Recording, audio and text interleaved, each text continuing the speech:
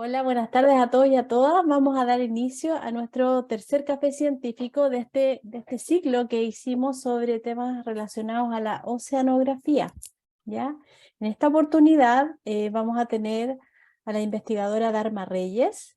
Ella es bióloga y magíster en oceanografía de la Universidad de Concepción. Se encuentra trabajando como técnica senior en el proyecto Fargo en el centro de, no sé cómo se pronuncia, Lyell o no sé si está bien, en Escocia, y está cursando su último año de doctorado en geociencias marinas en el centro Marum en Alemania. Ella es una apasionada por el estudio de los isótopos estables en agua de mar, paleocirculación del océano, calibración de proxies paleooceanográficos y geoquímica de metales en ríos. Ha estado en una búsqueda constante de unir las ciencias naturales con las artes, la literatura y la ciencia ciudadana. Es parte del grupo de mujeres en ciencia Conciencia Sur. Así que le damos la más cordial bienvenida a Dharma, quien hoy día nos va a dar la charla Detectives Climáticos, conociendo el clima del pasado a partir de microorganismos marinos. Así que muchas gracias por estar acá y los dejo con Dharma y como siempre, ya saben, esta es una instancia para acercar la ciencia a las personas de nuestra región, de nuestro país y del mundo. Y cualquier duda, consultas o preguntas, no tengan miedo de escribirlas en el chat o hacerlas directamente a Dharma. Así que muchas gracias. Bienvenida. Gracias, Claudia, por la introducción. Hola a todas y todos. Espero que estén muy bien en sus casas a esta hora de la telenovela. Así que muchas gracias por estar acá para aprender un poquito sobre cómo se estudia el clima en el pasado. Para empezar, me gustaría mostrarles esta imagen que es muy bonita, que nos muestra la Tierra desde el espacio y nos hace pensar un poco en qué lugar del universo estamos. Somos un pequeño punto dentro de un universo gigante y nuestro planeta actualmente, como ustedes ya han escuchado muchas veces en las noticias, la gente protestando a nivel mundial, estamos experimentando como planeta un calentamiento global sin precedentes. Como lo pueden ver aquí en la imagen, se muestra la temperatura global y su correlación con el dióxido de carbono. El dióxido de carbono, como la mayoría de ustedes saben, proviene específicamente de la quema de combustibles fósiles, el uso indiscriminado de estos combustibles en las industrias. Nosotros usamos autos que emiten este gas, y nosotros igual durante nuestros procesos metabólicos igual liberamos este gas a la atmósfera. Pero la mayoría de este incremento proviene desde la revolución industrial hasta hoy en día. Y yo siempre, muy en un contexto muy geek o nerd, casi todos los días miro la concentración de dióxido de carbono que marca la atmósfera mensualmente, y ya hace rato, el año pasado, ya pasamos las 400 partes por mil. Y solamente para mostrarles, por ejemplo, en 1880 estábamos aprox en las 280. Entonces es un gran incremento. Entonces, con esta introducción, me gustaría como hacer un ejercicio de, por ejemplo, en términos científicos, cómo los científicos estudiamos ciertas preguntas en torno a cómo es nuestro planeta. Por ejemplo, si yo quiero entender cambios por ejemplo, en cómo las microalgas que viven en los ríos están cambiando por el cambio climático, lo que nosotros hacemos es simplemente, por ejemplo, ir a tomar agua a un río. Por ejemplo, acá estamos filtrando agüita y de ahí podemos colectar con unas mañas muy chiquititas estas microalgas y poder estudiarlas bajo, por ejemplo, el microscopio. Este ejercicio de pensar el problema, tomar la muestra y analizarla es el ejercicio que hacemos nosotros como científicos para poder entender desde preguntas muy pequeñas a preguntas muy grandes, por ejemplo, cómo está afectando el cambio climático en los océanos o a nivel mundial. Y siguiendo esto, yo creo que ya durante este ciclo de charlas en oceanografía, tanto Víctor como Carlos anteriormente y Alex la próxima semana les van a explicar cómo se estudian los océanos actualmente. Y aquí quiero mostrarles algunas de algunas expediciones que hemos participado. Lo que hacemos nosotros los oceanógrafos es, vamos con un barquito, ya sean barquitos grandes, medianos, pequeños, a sacar muestras del océano, específicamente del agua, para poder entender algunas preguntas. Por ejemplo, acá se muestran algunas fotos de expediciones grandes, expediciones de mediana escala y expediciones más pequeñas, todas con el objetivo de estudiar características químicas y físicas del agua de mar.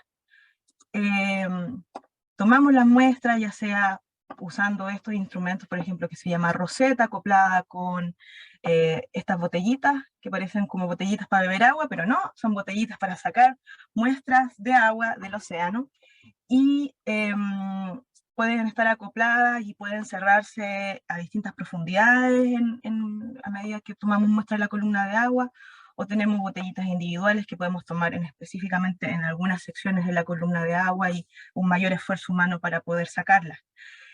Todo esto para poder llegar a la muestra de agua que pueden ver aquí en esta foto. Y, por ejemplo, acá estoy en el laboratorio de isótopos estables de carbono y de oxígeno en la universidad, y estamos estudiando específicamente los isótopos de carbono de esta muestra de agua que fue sacada a 200 metros de profundidad frente a Coquimbo. Entonces, así, con este mismo proceso, como el mismo proceso anterior que les nombré, de tener la pregunta, sacar la muestra y poder analizarla, lo mismo se hace tanto en la parte terrestre, en la parte acuática, en el continente y en el océano de la misma forma. Y todo esto para llegar a tener algo así, que son mapas que los oceanógrafos generalmente usamos, que muestran, por ejemplo, cada uno de estos puntitos muestra cada uno de los puntitos un punto de muestreo, o sea, donde fuimos con un barquito a sacar muestras en cierta profundidad de la columna de agua, en este volumen de agua que tenemos frente a Chile, Perú, gigante, que siempre lo miramos, el Océano Pacífico, y lo que se muestra aquí no quiero explicar en mucho detalle, que esto de esta notación media rara con un 13 y un C, pero son isótopos de carbono en la materia inorgánica disuelta de las muestras de agua. No quiero explicar en detalle qué es, pero para poder entenderlo mejor, mira, aquí hay una barra de color en esta parte que nos indica valores bajos en azulito y valores rojos, valores más altos en rojito. Y este indicador, por ejemplo, nos puede indicar en valores bajitos que hay menos oxígeno y más nutrientes, y en valores rojitos que hay más oxígeno y menos nutrientes, por ejemplo. Y acá se muestran resultados de un paper que publicamos hace algunos meses atrás, que muestra la distribución de estos isótopos de carbono en muestras frente a Chile y en muestras más hacia el océano abierto, a 10 metros de profundidad. Y pueden ver que, por ejemplo, si yo veo todo rojito es porque, oh, sí, a 10 metros de profundidad estoy cerca de la superficie, entonces tengo más ventilación, tengo más oxígeno en el agua de mar y valores de nutrientes más o menos bajos.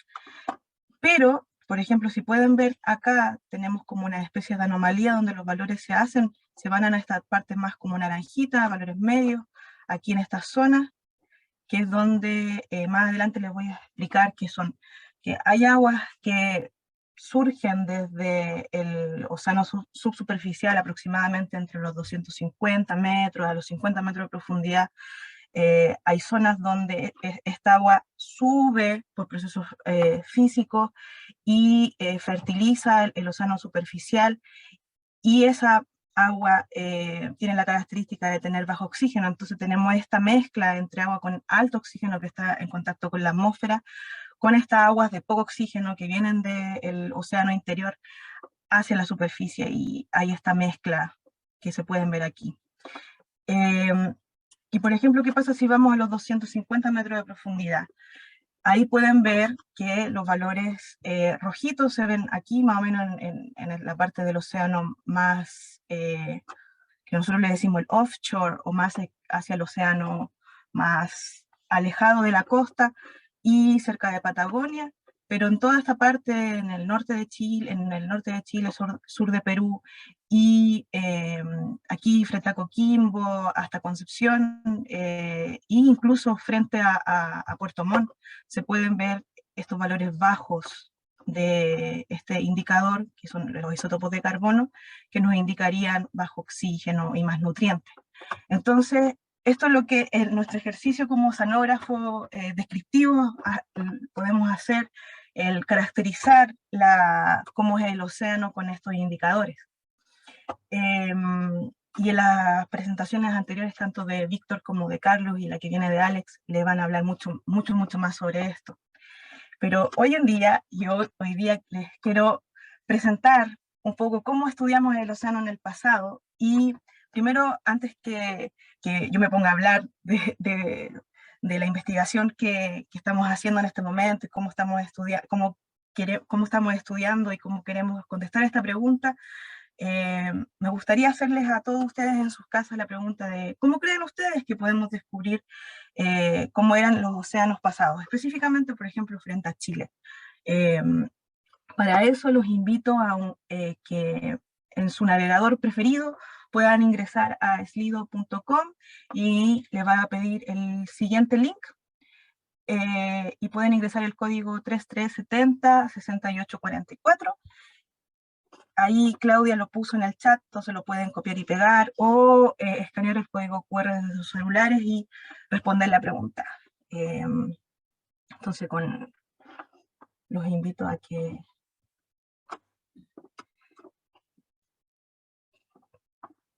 responder cómo creen ustedes que se puede estudiar el océano en el pasado.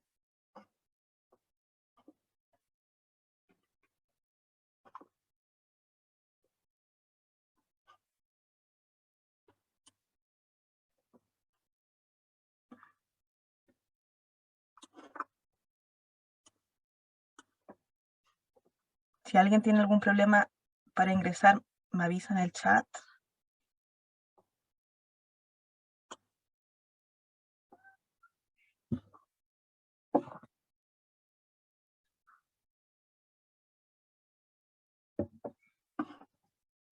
Ahí ya están respondiendo. Gracias por la participación.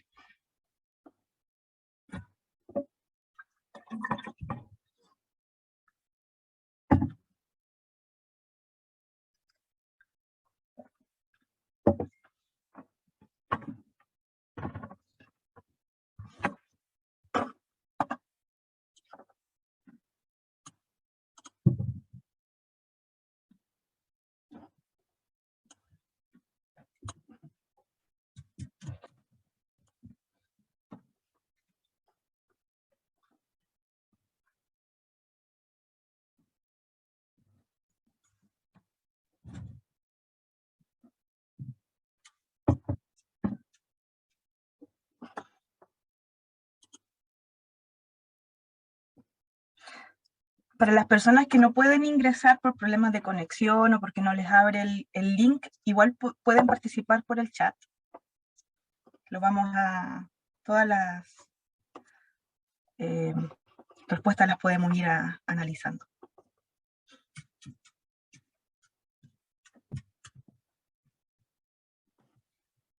Voy a retroceder acá, solo para estar segura de que... ya.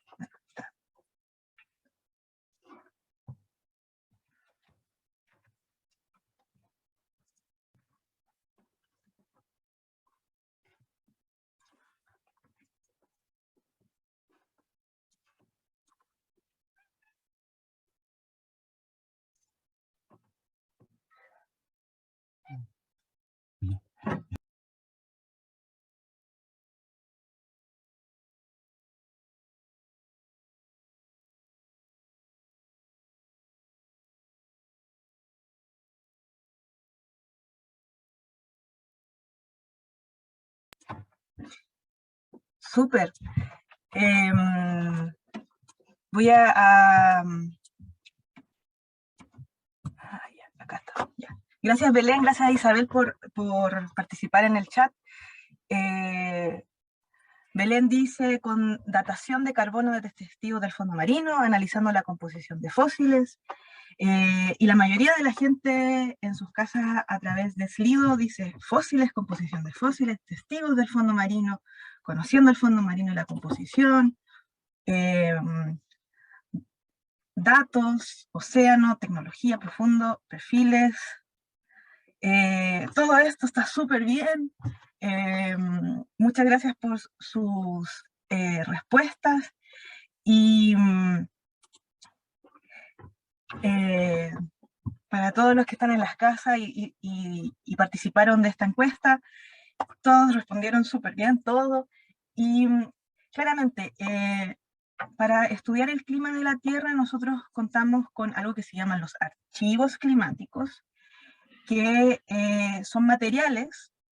Así, por ejemplo, yo en este momento estoy usando ropa de algodón con poliéster, este es un material.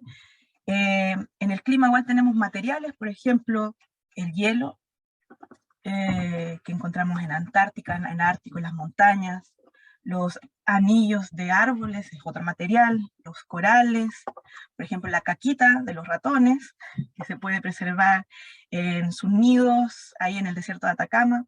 Por ejemplo, sedimentos marinos, igual es un material que guarda información de cómo ha sido el clima en el pasado, y por ejemplo las estalagmitas y estalactitas que se encuentran en algunas cavernas. En Chile no tenemos muchas, pero sí en Europa hay muchas. Entonces tenemos estos archivos que son materiales que, repito, guardan información de cómo fue el clima en el pasado. Y de estos materiales, adentro de estos materiales, vamos a ocupar el mismo ejemplo de la ropa. Por ejemplo, si yo analizo químicamente cómo es mi ropa, me voy a dar cuenta de que, oh sí, uso un chaleco de poliéster con algodón que, por ejemplo, es rico en polímeros de carbono, por ejemplo, con oxígeno proveniente del petróleo. Entonces, lo mismo pasa con los sedimentos marinos o los sedimentos, por ejemplo, los sedimentos que tienen por ejemplo, la caquita de ratón, que guardan información, ya sea, por ejemplo, acá se anotan como que se dicen que son proxies, que son indicadores, que se llaman indicadores indirectos de cómo fue el clima en el pasado. ¿Por qué se llaman indicadores indirectos? Porque se guardan en estos archivos, en algunos, no en todos. Voy a explicar un poquito más adelante cómo es esto. No directamente nosotros podemos medir alguna característica de cómo fue el clima. Lo mismo que les decía con mi chaleco, otro ejemplo es, yo cuando estoy enferma, tengo fiebre, mido mi temperatura con un termómetro y sé exactamente cuál es la temperatura corporal que tengo. En el pasado yo no puedo llegar y decir, ya quiero ver la temperatura que hubo hace 65 millones de años, por ejemplo, cuando los dinosaurios caminaban en la Tierra. Voy a ir a buscar dónde hay 65 millones de años en algún sedimento marino o en algún sedimento continental y le pongo un termómetro para poder ver o para poder analizar la temperatura de esa época.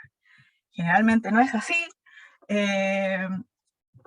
Por eso se llaman indirectos, porque, por ejemplo, si algún organismo que vivía hace 65 millones de años, sabíamos que el planeta vivían los dinosaurios, y yo quiero saber, hoy quiero ver si los dinosaurios vivían en un ambiente cálido, en un ambiente frío.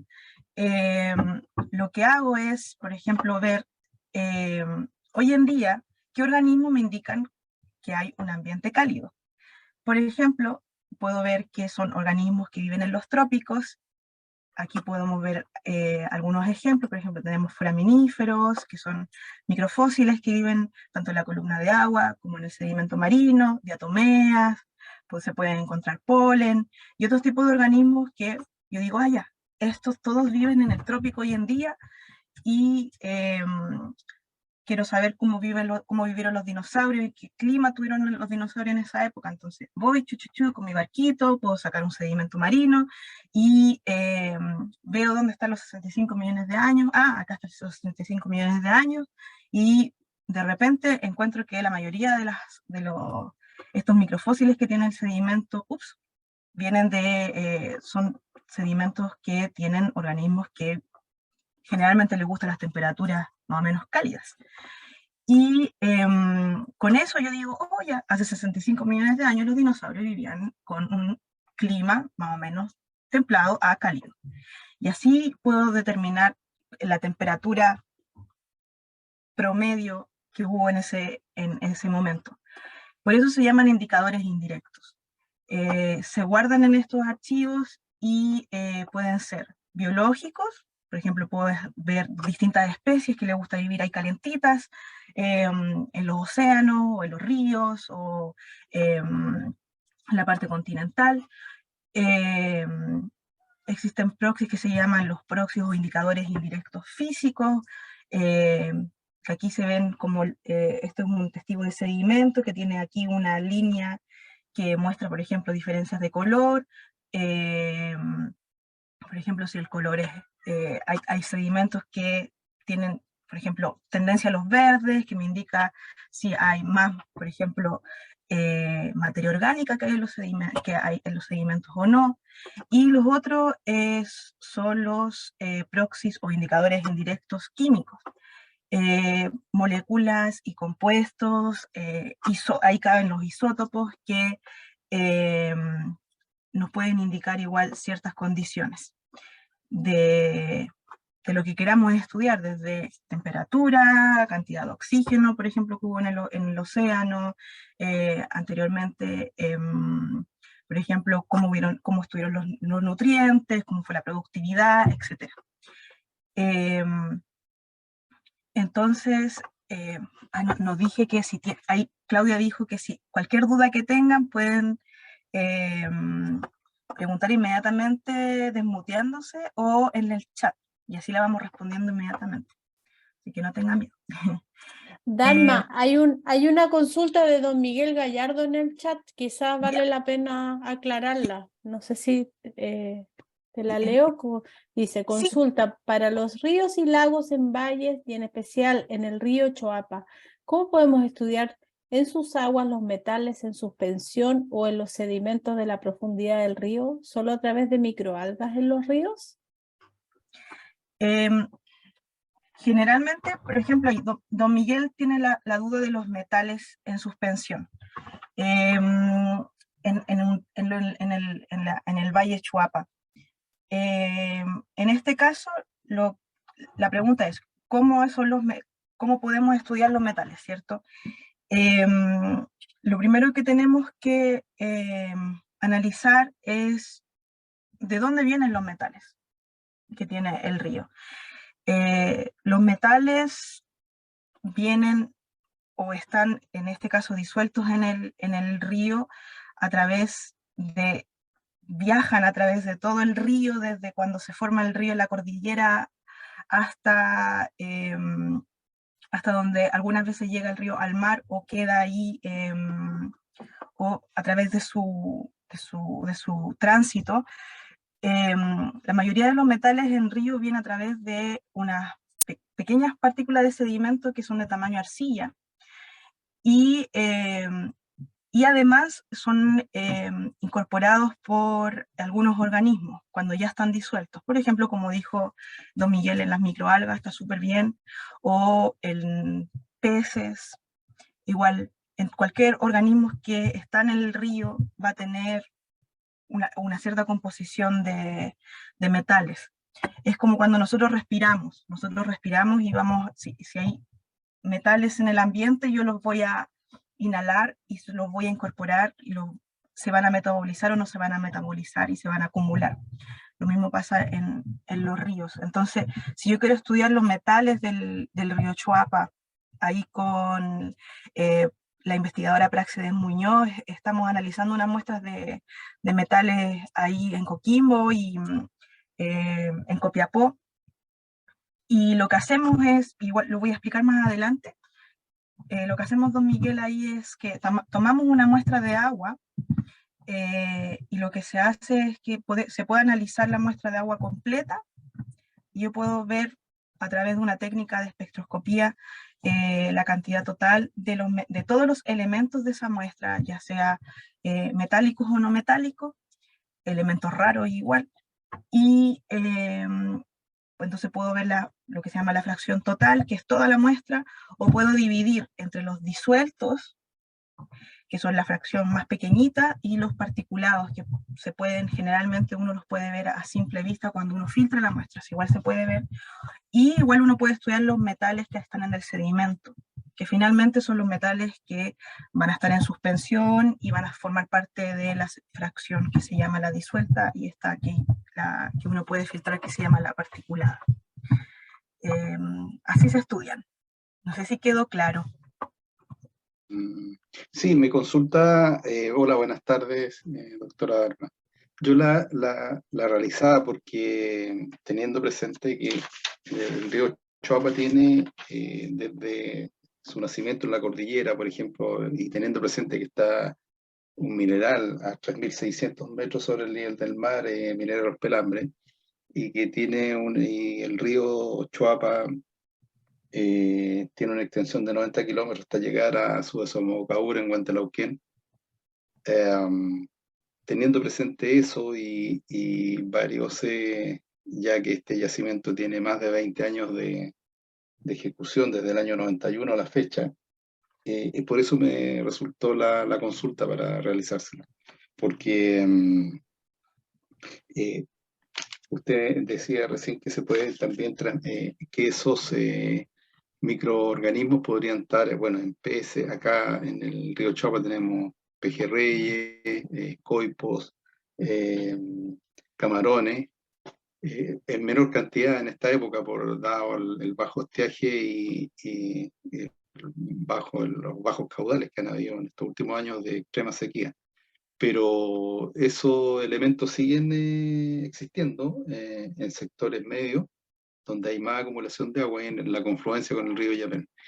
Le agradezco mucho la respuesta porque me queda bastante clara su análisis, que se hace tanto a nivel del agua del río como de las muestras de sedimento, o sea, sacando muestras de agua y de sedimento, tanto en superficie como en suspensión y las que están acumuladas en sedimento. Sí, muchas gracias. Don Miguel, si quiere, yo hace un tiempo atrás hice una charla específicamente sobre metales en ríos, ¿Ya? Así que con resultados que tenemos preliminares de la mayoría de los ríos de Chile, así que si quiere, yo en el chat puedo dejarle el link de la presentación para que la vea, y si tiene alguna duda me puede escribir a mi correo. Ah, qué bien, qué bien. Y si nos deja su correo también se lo agradecería. Sí, no hay problema. Gracias, muy amable, gracias, muchas gracias. Un placer. Gracias. ¿Alguna otra pregunta, Claudia? Perdón, no Ok. veo otra. Ya, entonces siguiendo con nuestros archivos, estos indicadores indirectos que tienen este nombre raro que se llaman proxies, les quería mostrar que los archivos climáticos tienen algo que se llaman el tiempo de resolución temporal, que es el máximo de tiempo que pueden estos archivos tener información sobre un cambio climático. Y por ejemplo aquí se muestra un poco raro esto, porque esto es moderno en el eje de lo que pueden ver acá, que estoy mostrando con el mouse, y para acá nos vamos a tiempos en el pasado, ¿ya? Es un poco raro porque los paleoceanógrafos y los paleoclimatólogos hacemos esta cosa rara de que empezamos a elevar las cosas y juramos que la gente va a entender qué era el pasado, porque para mí, pues, si alguien matemáticamente lo habla, es para el futuro, pero no es así, para el pasado. Entonces, por ejemplo, el registro instrumental, ¿qué quiere decir esto? Todos los instrumentos, por ejemplo, oceanográficos que nosotros hemos usado, o incluso el registro histórico, fotos, audios, todo lo que se pueden imaginar, arte rupestre, todos estos registros históricos, llega hasta aproximadamente esta edad, en años. El registro en anillos de árboles, de por ejemplo cómo ha variado la precipitación en ciertas zonas, puede llegar hasta acá. Los registros en torno a, por ejemplo, variaciones en dióxido de carbono, variaciones de metano, o cómo ha sido el flujo de sedimentos cerca en Antártica, por ejemplo, que eso se puede registrar en testigos de hielo, puede llegar un poquito más en el pasado. Sedimentos en lagos, aquí un poco extraño porque sale como esta línea discontinua, pero se parece mucho hasta donde nos pueden indicar los testigos de sedimento, y esta línea discontinua es porque hay algunos lagos, sedimentos en lagos, que independiente de lo que ocurra tectónicamente, hablando de cómo se mueve la Tierra, en alguna zona estos sedimentos pueden ser destruidos según tectónica, pero en otra zona pueden estar en perfecto estado hasta muchos millones de años atrás. Como lo que podemos ver en sedimentos oceánicos, y los sedimentos oceánicos igual tienen un tiempo. La Tierra tiene las placas tectónicas que se mueven muy lentamente en nuestro tiempo como seres humanos, pero en el tiempo de la Tierra se mueven muy dinámicamente, y el sedimento oceánico se va reciclando, o sea, se va hundiendo, por ejemplo, frente a Chile, Perú, en la fosa, entonces se va destruyendo sedimento y se va creando nuevo sedimento en las dorsales, por ejemplo, frente ahí en el Pacífico Central. Entonces, ¿qué pasa? Que este ciclo tiene un cierto límite, entonces los sedimentos oceánicos no son más antiguos que, por ejemplo, no podemos encontrar más antiguos que sedimentos triásicos, por ejemplo, hace acá. Y los sedimentos continentales sí pueden, sí podemos encontrarlos en casi todo este universo de edades, y podemos tener registros de cómo fue el clima usando sedimentos continentales mucho desde cuando la Tierra, casi desde cuando la Tierra empezó a ser Tierra, hace muchos millones de años atrás. Entonces, ¿cómo estudiamos esto? ¿Cómo estudiamos el océano en el pasado? La mayoría de ustedes en sus casas os respondieron que podemos estudiar el océano a través de sedimentos marinos, que está correcto. ¿Cómo funciona esto de los sedimentos marinos? Los sedimentos marinos se forman a través de la acumulación de partículas que están en suspensión en la columna de agua, que en algún momento dicen ups, y se entierran y sedimentan. Ese proceso es súper importante y ocurre de forma paulatina en el tiempo. Y esta forma paulatina en el tiempo hace que los sedimentos más antiguos estén más abajo y los sedimentos más nuevos estén más arriba. Y aquí se muestra súper bien en este libro que si, por ejemplo, ustedes quieren explicarle a sus hijos o a sus sobrinos o a la gente del colegio cómo se estudian los sedimentos marinos, les invito a revisar la página de OEDP, Geoid Resolution and Covering Earth Secrets. Es un libro súper bonito que muestra cómo los paleoceanógrafos estudiamos el clima del pasado. Entonces, con este maravilloso principio de cómo se va sedimentando los sedimentos y que encontramos sedimentos más antiguos acá más al fondo cuando hacemos una perforación y sedimentos más nuevos acá arribita, nos da la idea y gracias a este principio podemos saber más o menos de forma relativa o absoluta cómo son las edades de los sedimentos. Esto no siempre es así, generalmente, por ejemplo, cerca de de las costas donde hay tectónica activa, como es en Perú, Chile, este principio algunas veces es violentado porque los sedimentos, gracias a nuestros super hiper movimientos tectónicos, pueden caer desde, por ejemplo, si tenemos lo que se llama el talud continental, que más adelante lo vamos a ver, hay sedimentos que en esta pendiente que tenemos nosotros frente a Perú, Chile, hay sedimentos que se forman aquí y ocurre un movimiento y ¡pium!, se pueden, completamente un bloque de sedimento puede caer y algunas veces puedo encontrar, por ejemplo, sedimento de distintas edades en una misma zona. Por lo tanto, estudiar las edades modernas del fondo oceánico es súper importante para el estudio del clima, porque nos puede indicar más o menos si las muestras que yo tengo y cómo estoy estudiando algunos proxies y haciendo algo que se llama la calibración de proxy, que es estudiar cómo estos indicadores indirectos actúan y sus propiedades hoy en día.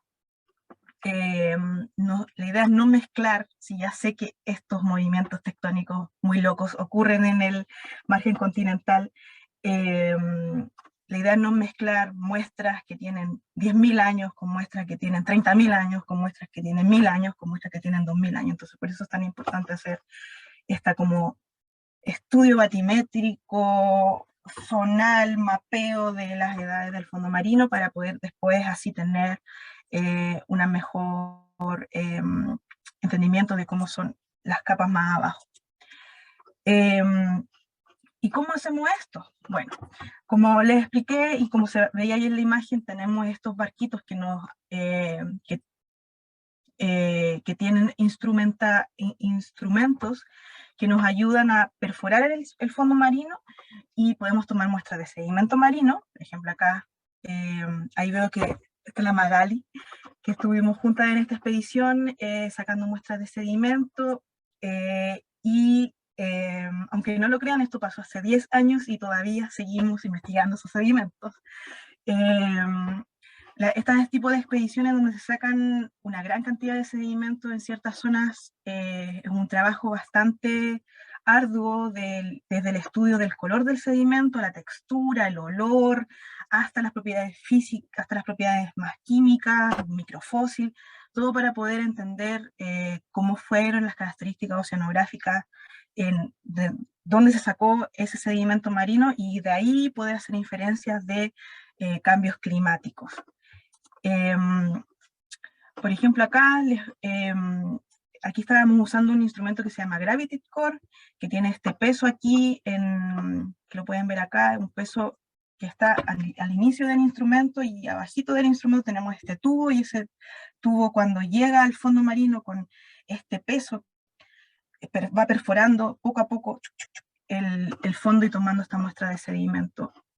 Gracias a estos tipos de instrumentos y a otros más, que hay, por ejemplo, robots que sacan muestras, o este barco que les mostré que se llama el JOIDES Resolution, que tiene como esta estructura como de estación petrolera, puede sacar muestras muy profundas de sedimento, kilómetros de sedimento. Entonces podemos llegar hasta muy atrás en el tiempo estudiando las características oceánicas en el pasado. Y igual podemos estudiar, como les contaba, el fondo marino actual, entre comillas voy a ponerlo porque no siempre es así, no es siempre actual, pero acá se puede ver este otro instrumento que se llama Multicore, que es como una arañita que nos ayuda a extraer muestras de los primeros centímetros del fondo marino y que está en contacto con el agua. Entonces nos da la posibilidad no solamente de estudiar el sedimento que está en el fondo marino hoy en día, sino que estudiar igual la interfase que hay entre el sedimento y el agua. Aquí en esta parte es en la fiesta, nosotros decimos la fiesta geoquímica de interacción entre el agua de mar y el sedimento, porque hay muchas cosas muy entretenidas que pasan ahí. Entonces, ¿cómo esto de que tenemos sedimento que nos indica las características oceánicas, y cómo esto lo podemos usar, por ejemplo, para estudiar cambios en circulación oceánica, cómo se mueve el océano de un lugar a otro, de este a oeste, de sur a norte, que la circulación oceánica, por ejemplo, cerca de superficie es súper importante porque está movida por todos los procesos atmosféricos, y ya la circulación oceánica más profunda, intermedia, por ejemplo acá en los 1000, 5000 metros, no solamente se explica por los movimientos que hay entre el océano y la atmósfera, sino que ya hay procesos mucho más complejos que son movimientos por cambio de densidad, por ejemplo, de estos volúmenes de agua, y el movimiento de la Tierra y otros tipos de procesos. Entonces, estos procesos de cambios, por ejemplo, cambio en la circulación oceánica a esta escala, entre los 2000, 3000 metros, 4000 metros, es forzado por cambios climáticos muy grandes. Entonces, nosotros en el laboratorio y dentro de mi estudio doctoral, estamos interesados en estos cambios de circulación, y nos hemos dado cuenta de que generalmente la comunidad paleoceanográfica o solamente estudia sedimentos o solamente estudia sedimentos superficiales, y lo que nos hemos dado cuenta de que para poder hacer buenos estudios paleoceanográficos en zonas como Perú, Chile, que lamentablemente como área de estudios no tenemos mucho entendimiento de cómo son incluso los sedimentos superficiales, necesitamos hacer un estudio multidisciplinario uniendo las ciencias oceanográficas propiamente tal. Necesitamos saber cómo son las características del agua, necesitamos saber cómo son las características del sedimento superficial, y necesitamos saber cómo son las características del sedimento ya más profundo, que nos puede hacer, nos indica o lo podemos usar para hacer reconstrucciones en el tiempo. Y acá en las próximas diapositivas les voy a mostrar algunos resultados preliminares que estamos trabajando. Pero para poder entender esto, aquí en esta imagen se puede ver el sedimento, por ejemplo en Sudamérica, y hay aquí como una especie de, estos mismos dibujitos que yo les decía del Gravity Core, están aquí, en distintas profundidades. Los sedimentos, si ustedes ven, tocan ciertas aguas. Por ejemplo, esto en el Atlántico, el sedimento de acá, a los 1000 metros toca un agua que se llama el agua intermedia antártica. Este sedimento de acá a los 2000 metros está bañado por un agua que se llama el agua profunda del Atlántico, y esta muestra de sedimento de acá a los 4000 metros está tocada por el agua de fondo antártica, por ejemplo. Entonces, todos los sedimentos están bañados por cierta agua, y se van acumulando en el tiempo, entregándonos información de esa agua.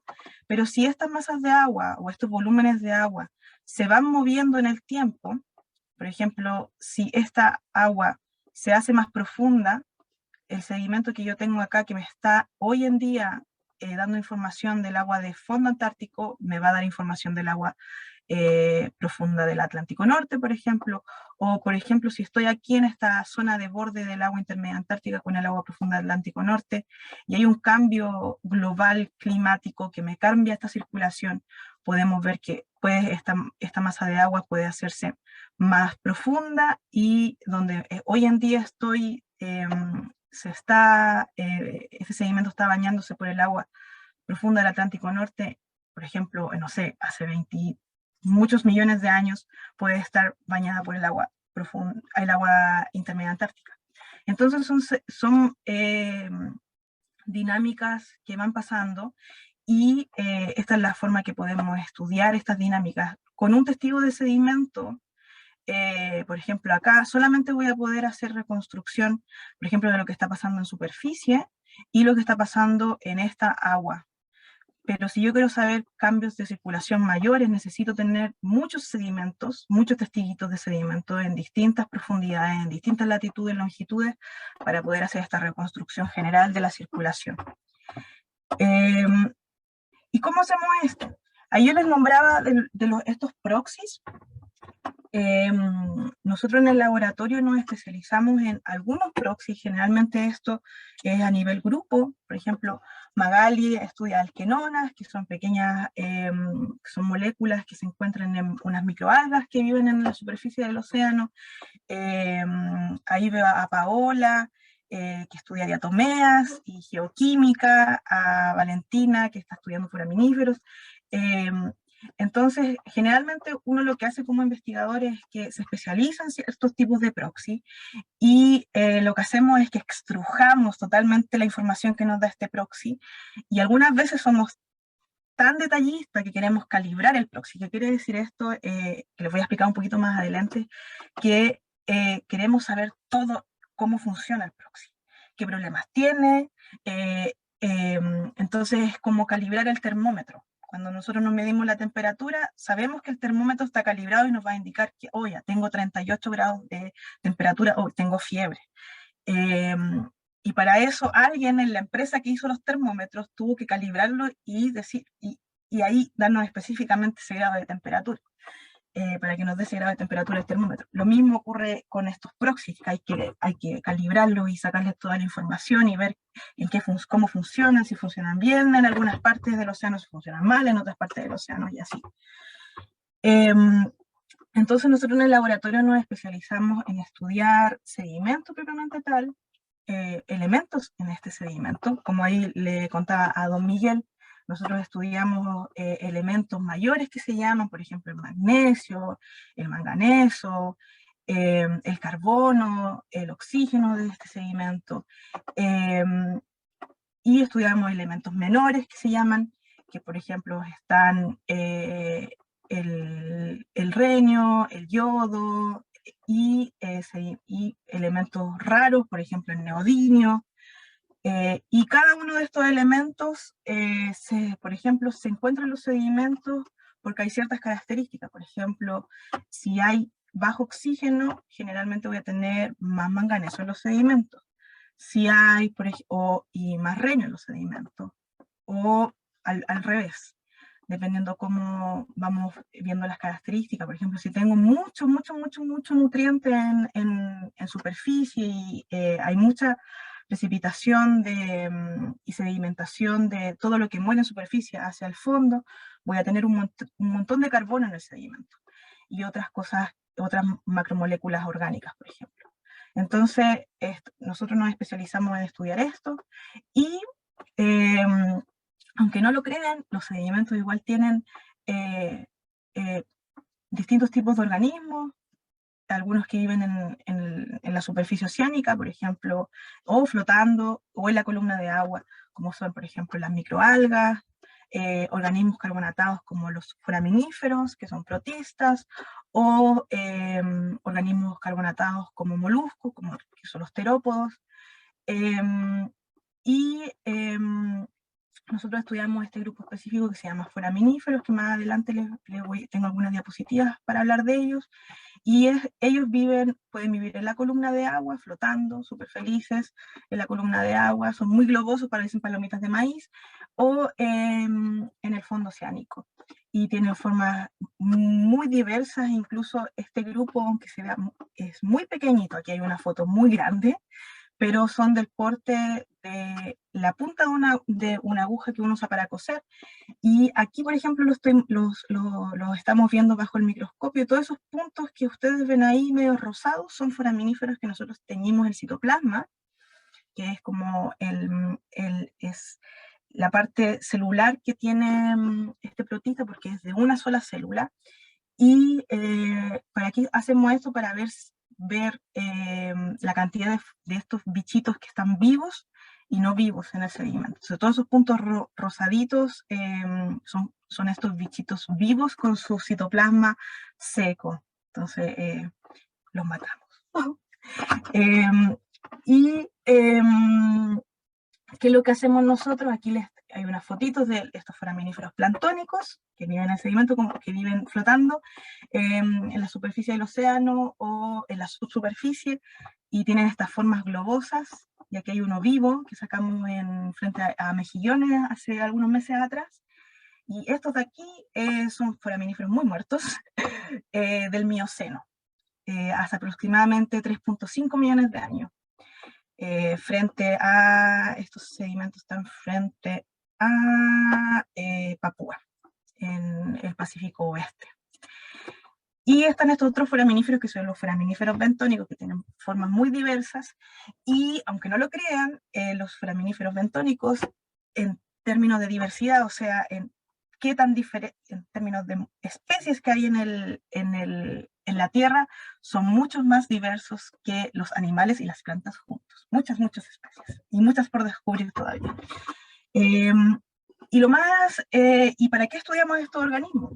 El tema es que cuando yo veo sedimento marino en algunas zonas, por ejemplo, frente a Chile o frente a Perú, yo tomo una muestra de sedimento de aproximadamente 5 gramos, y de esos 5 gramos puedo contar aprox 20.000 individuos. Entonces, si tengo 20.000 individuos, tengo mucho carbonato de calcio, y nosotros lo que hacemos en el laboratorio es analizar la química de este carbonato de calcio. Entonces, como son tan abundantes en el sedimento, los podemos usar, por ejemplo, los que viven en la columna de agua, podemos usarlo para entender un poquito más cómo es las características del océano superficial y el océano intermedio, y usando los foraminíferos bentónicos podemos saber cómo son las características, lo que se llama del agua de fondo, donde están viviendo. Y aquí les muestro una ilustración muy bonita que hizo María Yolanda, que está por ahí igual en el grupo, que muestra un poco cómo ocurre, cómo estos foraminíferos no solamente tienen carbonato de calcio en su estructura, sino que dependiendo de las características oceanográficas de donde están viviendo, pueden incorporar distintos tipos de elementos. Estos elementos que yo les decía, los elementos mayores, los elementos menores, o los rare elements, que son los elementos raros, dependiendo de las características por ejemplo, si hay bajo oxígeno, lo que hemos visto es que los foraminíferos bentónicos acumulan un montón de manganeso. Si la temperatura está alta, acumulan un montón de magnesio. Si el oxígeno igual está bajo en la columna de agua, los foraminíferos planctónicos empiezan a incorporar un montón de yodo. Entonces, ¿qué pasa? Que no es solamente carbonato de calcio, es carbonato de calcio con otros elementos, y nosotros lo que hacemos en el laboratorio es estudiarlo, y esta incorporación de elementos que tienen los foraminíferos hacen que los foraminíferos sean uno de los microfósiles que se ocupan en paleoceanografía más importantes. Y aquí me encanta lo que hizo María Yolanda, que es como que los foraminíferos son los super héroes de la paleoceanografía, gracias a esta incorporación de elementos dependiendo de las características oceánicas donde estaba viviendo el foramo. Entonces, cuando el foraminífero muere, como yo les expliqué, que empiezan a acumular ciertos elementos dependiendo de cómo estuvieron viviendo, puedo saber, oh, mira, este foraminífero tiene hace 3.5 millones de años incorporó más yodo. En ese lugar había tal cantidad de oxígeno, o acumuló más manganeso, lo mismo, o hubo más magnesio, sí, hace 3.5 millones de años estaba más cálido que hoy día. Entonces así yo puedo ir viendo cómo fueron las características oceánicas en el pasado. Y aquí le quiero mostrar esto, que lo más probable es que en algunos años más sea algo muy normal que salgan las noticias cuando se habla de cambio climático, y yo creo que la mayoría de ustedes lo ha visto en algún documental, y la gente que hace ciencia paleoceanográfica en papers. Este es un tipo de isótopo, que son isótopos de oxígeno en el carbonato de calcio. Para que entendamos mejor de dónde sale esto, aquí está el carbonato de calcio, es un carbono con 3 oxígenos, y aquí está el calcio. Entonces lo que hacemos es estudiar los isótopos los de estos oxígenos de acá. Y se ha visto que los isótopos de oxígeno tienen una súper buena correlación con la temperatura. Y por ejemplo aquí Gema, una colega mía, muestra cómo es la evolución de este isótopo en los últimos 1000 años, no, en los últimos 1 millón de años, perdón. Y vemos que hay estas variaciones. Cuando hay, esto es muy raro porque el índice está dado vuelta, pero el eje está dado vuelta, pero lo que nos indica con valores isotópicos bajitos, la temperatura es más alta, y con valores isotópicos más altos, la temperatura es más baja. Y lo que podemos ver aquí son ciclos glaciales e interglaciales de del último millón de años. Y esto frente a el norte de Chile. Entonces esto nos está dando cuenta de que durante el último millón de años, los sedimentos frente a Chile y Perú nos están dando esta información de cambios glaciales e interglaciales. Entonces, por eso les digo que estos bichitos son como los superhéroes del clima, porque nos pueden indicar esto en súper detalle. Y con esto podemos saber, por ejemplo, cómo son las variaciones en circulación oceánica durante el último millón de años, y así otras cosas que estamos estudiando ahora durante los últimos años. Entonces, estos bichitos definitivamente nos dan información sobre cómo fueron las características oceánicas en el pasado. Entonces, nosotros aquí, con María Yolanda y la Caro, lo que hicieron fue ponerle este micrófono para que se entienda de que son como la voz del océano pasado. Y para estudiarlo, lo que hacemos es que estamos muchas horas bajo el microscopio, viéndolos, analizando sus formas. Lo que hacemos, lo que se llama el picking.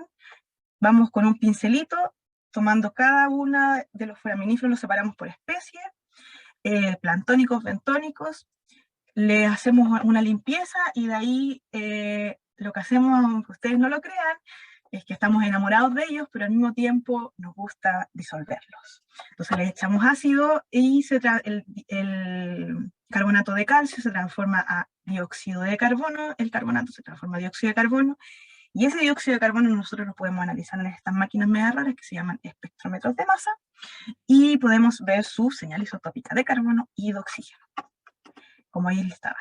Y además, lo que hacemos es que en el mismo proceso, pero ya no estamos produciendo dióxido de carbono, lo que hacemos es que hacemos en solución, el carbonato de calcio lo pasamos, le añadimos un poquito de ácido nítrico para poder hacer una solución de carbonato de calcio con ácido nítrico, y gracias a esta técnica podemos estudiar los elementos que hay en ese carbonato de calcio, estos bichitos, en otro espectrómetro de masa, y así podemos entender algunos procesos. Actualmente, y los dejo invitados para que vean nuestra página web, estamos estudiando variaciones en oxigenación en el Pacífico, tanto ecuatorial como, voy a empezar, Pacífico Este, donde vivimos nosotros, Pacífico Este, Pacífico Oeste, en el norte, en el sur.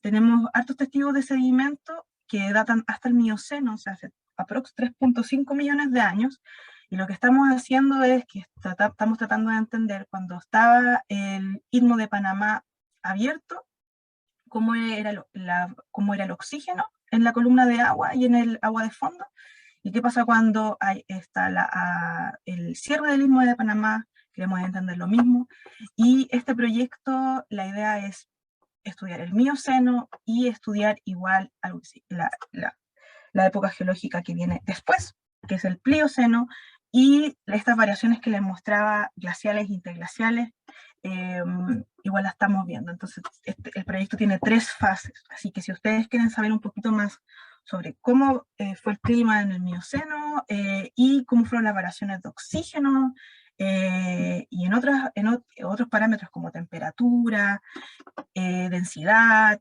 cantidad de nutrientes, los invito a ver la página web. Poco a poco ya estamos preparando los primeros papers sobre esta investigación.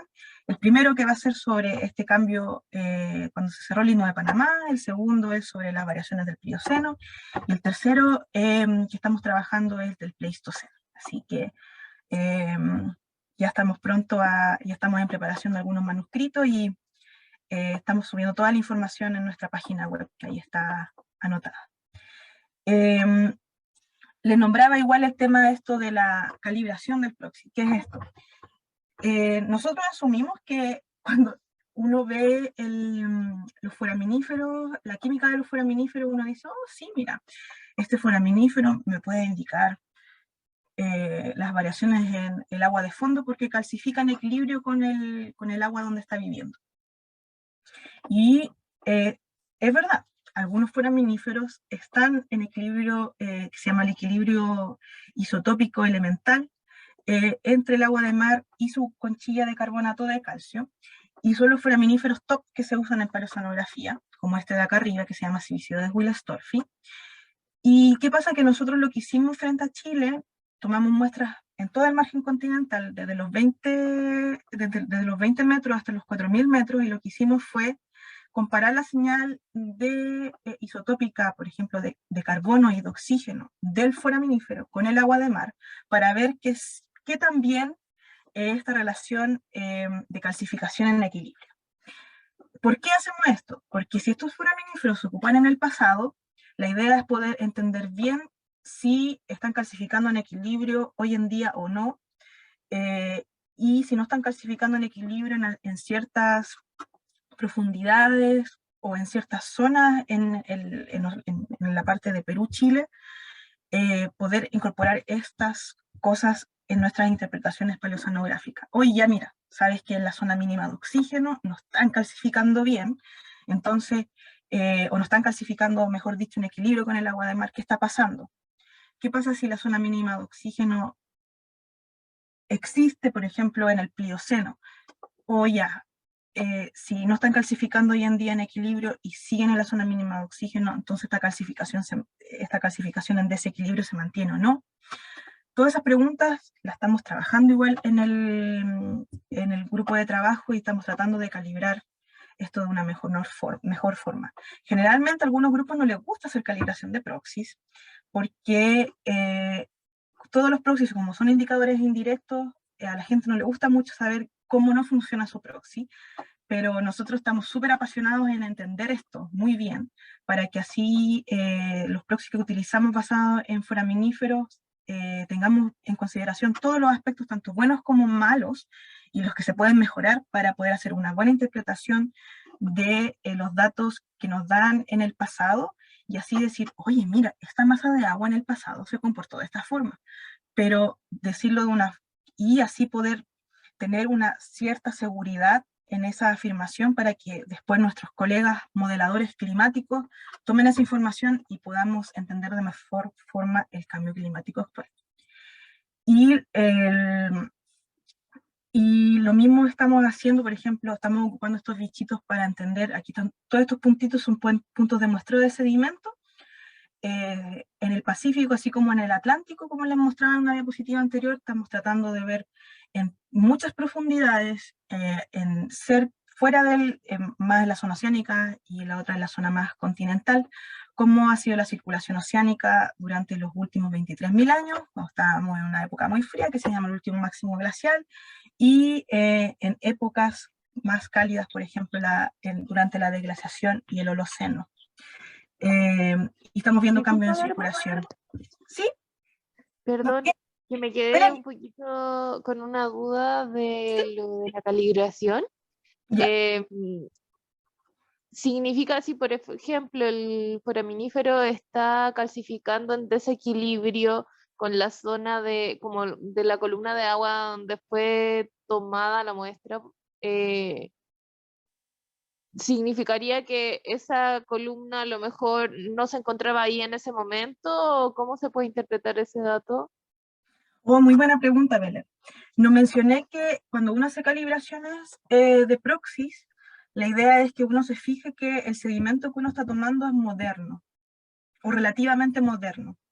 Eso nos va a indicar, por ejemplo, que si nos va a indicar como un promedio, si la muestra tiene, por ejemplo, nuestro moderno lo consideramos los últimos 1000 años, asumimos que la columna de agua no ha variado en 1000 años de forma significativa y que los foraminíferos nos están indicando como la característica del océano hoy en día.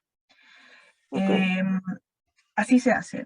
Por ejemplo, nosotros el gran problema que tuvimos en este paper que estamos realizando, Víctor Tadeco, autor, es que el gran problema que tenemos es que de los casi 70 sedimentos superficiales que estuvimos analizando, casi el 20-30% eran sedimentos viejos, superficiales.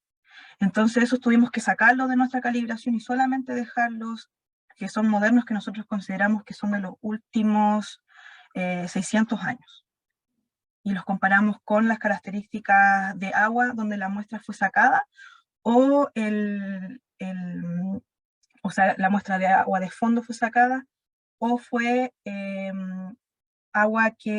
una característica de agua que se interpoló de una zona cercana a la muestra de sedimento, pero cercana a algunos kilómetros. Entonces, como las masas de agua son más o menos grandes y uno sabe que tiene una dimensión bien predominante, sabemos que nos puede indicar las características propias del agua de fondo. Y así estuvimos haciendo la calibración. Entonces, si yo tengo un testigo, tendría que calibrar solamente como con con el primer centímetro, una cosa así. O sea, depende de la resolución del testigo, pero ok. Sí, depende de la Y con resolución el del agua de testigo. mar. Y depende de la edad. La edad superficial de tu testigo es súper importante. Si tu testigo empieza en la desglaciación, por ejemplo, no puedes ocupar esa edad para hacer una calibración. ¿Y cómo puede pasar eso? Pasa muy seguido. Mira, aquí voy a mostrar.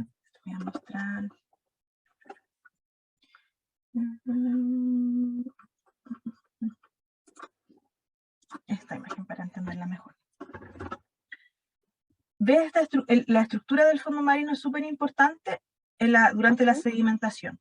Entonces, ¿qué pasa? Que en el Atlántico no es un gran problema, porque sabemos que la tectónica en el Atlántico no es activa. Tenemos cratones en África y en Brasil, no tenemos hundimientos de placas, tampoco oceánicas.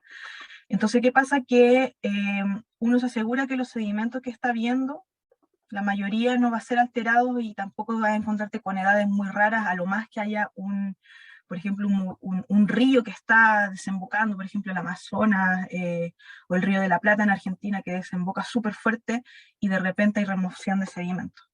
Pero en el Pacífico, donde tenemos hundimientos de placa oceánicas y la tectónica súper activa, lo que pasa es que toda esta parte del margen se mueve activamente y algunas veces hay, por ejemplo, un bloque de sedimento de aquí se puede caer para acá. Entonces voy a encontrar, por ejemplo, las edades que están aquí en el sedimento, lo voy a encontrar acá, por ejemplo, el sedimento de acá, voy a encontrar, por ejemplo, foraminíferos que viven acá, y cuando hago el análisis de isótopo, en vez de tener el agua, por ejemplo, en nuestro caso el agua profunda del Pacífico, voy a tener un foraminífero que me está indicando el agua intermedia antártica. Eso puede pasar y ahí puede haber una inversión de edades, por ejemplo. O algo que pasa muy seguido es que en una misma zona, si hay una falla, pueden haber algo que se llama las corrientes de turbidez, que, por ejemplo, aquí hay un sedimento y empieza a correr por el margen y empieza como a hacer una erosión del sedimento donde va pasando hasta llegar a un punto, entonces tienes esa remoción de sedimento y te puedes encontrar lo mismo que pasó con lo que te expliqué antes de que el bloque completo de sedimento se cae. ¿Y qué pasa cuando yo dato aquí? En vez de tener una edad de 100 años o 1000 años que puede indicar un sedimento más moderno, voy a tener una edad de 23.000 años, sedimento glacial, por ejemplo, porque todo el sedimento moderno se cayó al fondo, hasta acá. Eso pasa en Chile, pero muy seguido. Por eso siempre tenemos que asegurarnos que las edades sean modernas, o si no las calibraciones no funcionan. Ya, muchas gracias. Gracias por tu pregunta, Belén. Una última pregunta. Sí. Es que, ¿y qué pasa si mis edades no son modernas? Como que no me sirve el testigo, tengo que ir a tomarlo de nuevo a otro lado, ¿qué tengo que hacer?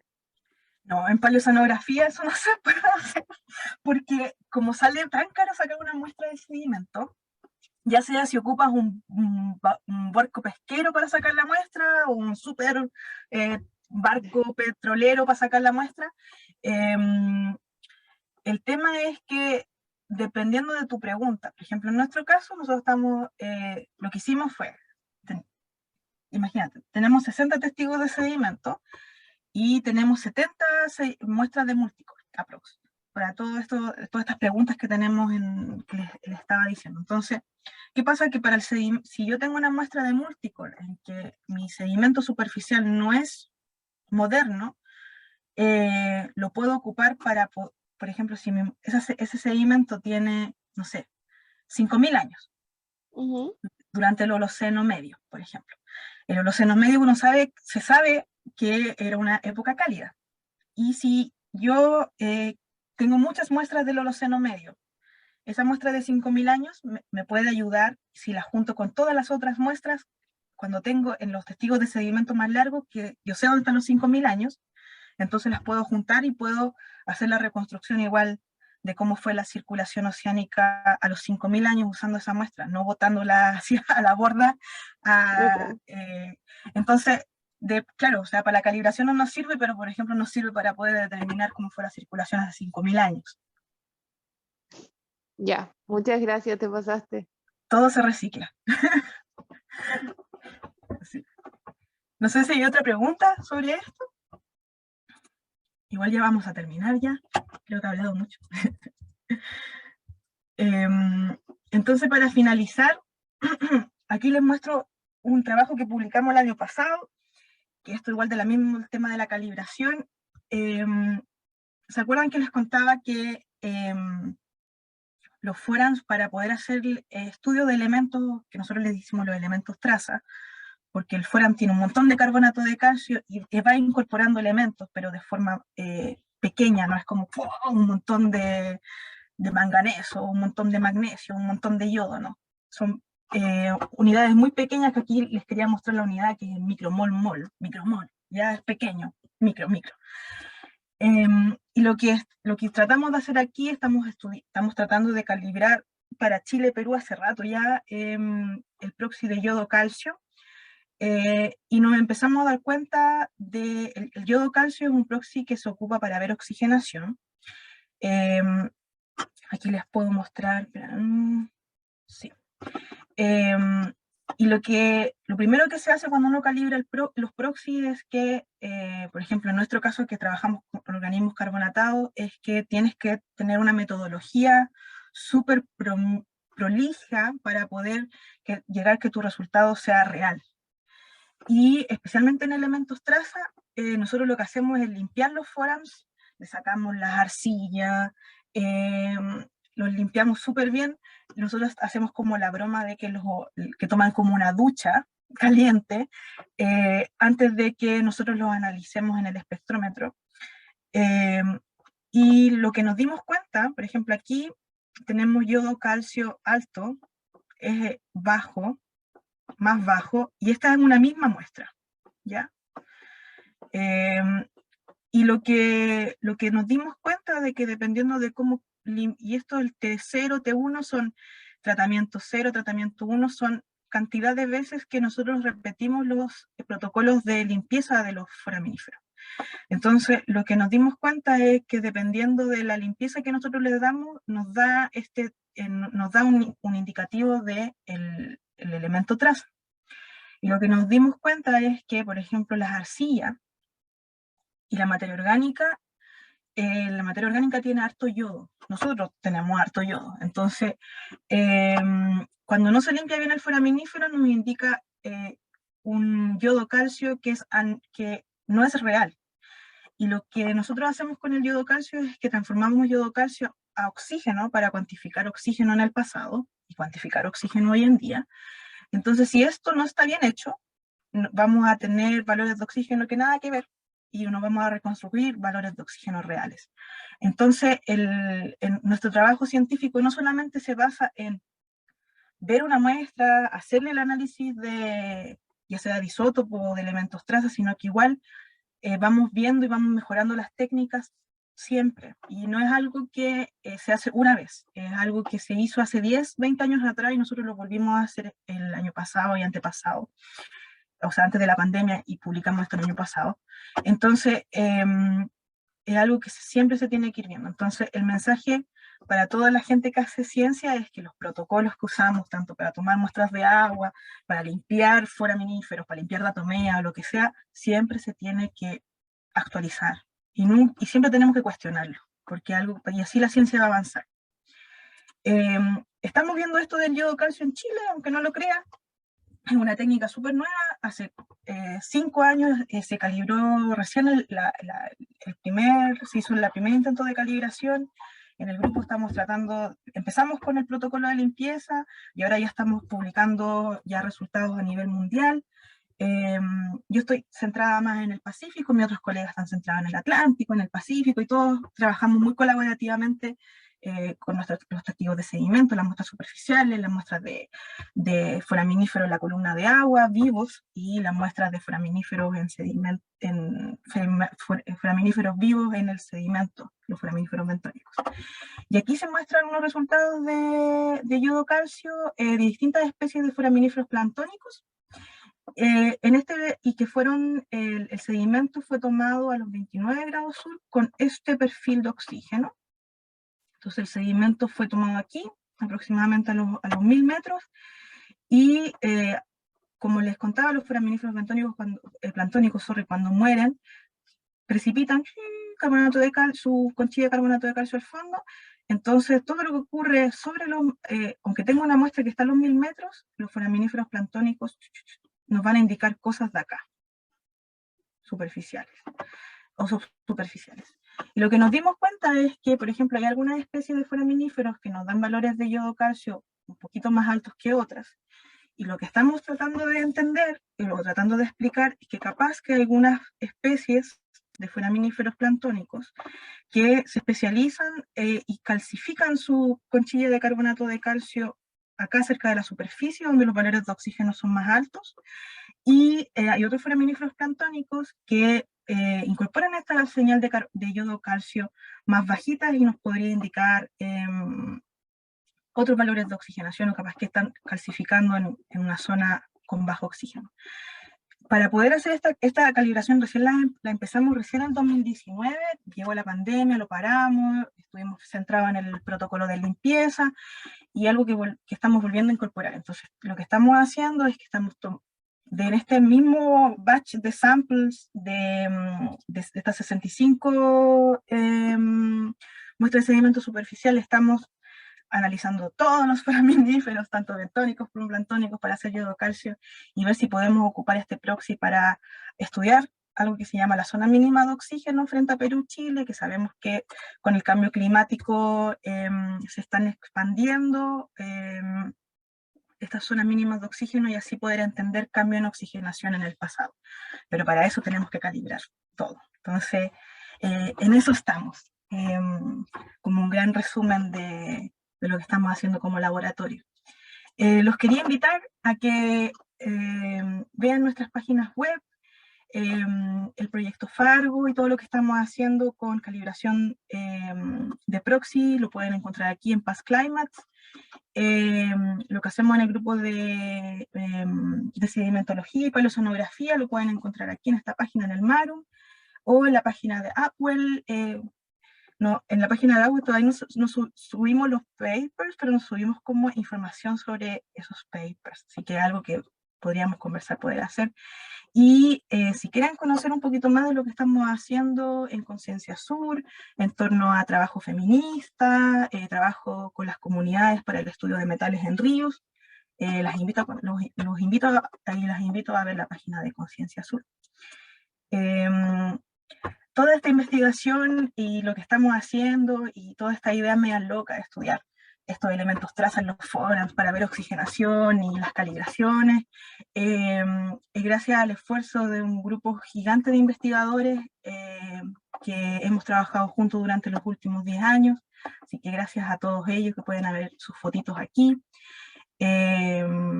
Y lo que estamos haciendo actualmente, nos ganamos un proyecto entre UK y Chile, donde vamos a trabajar con la gente del SEASA en el verano, en enero, y vamos a hacer algunos talleres igual sobre esto de paleoceanografía, la calibración de proxy.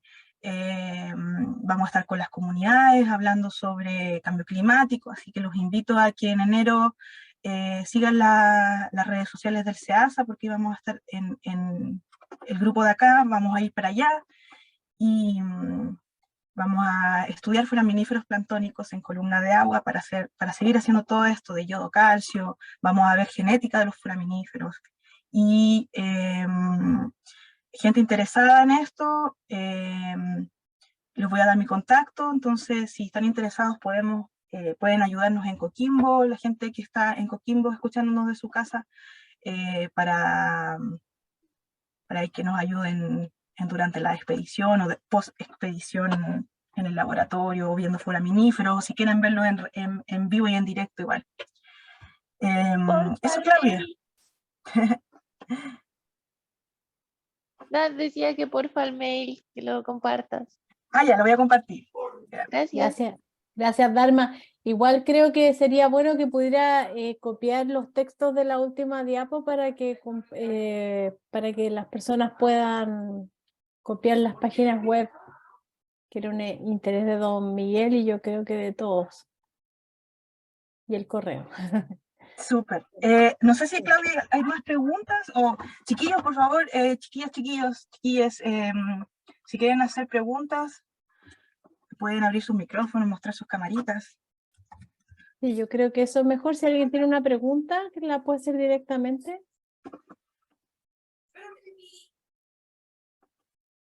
No hay preguntas. Creo que Víctor hizo una pregunta. Solo estoy... No, yo creo que no, fue un saludo. Ya.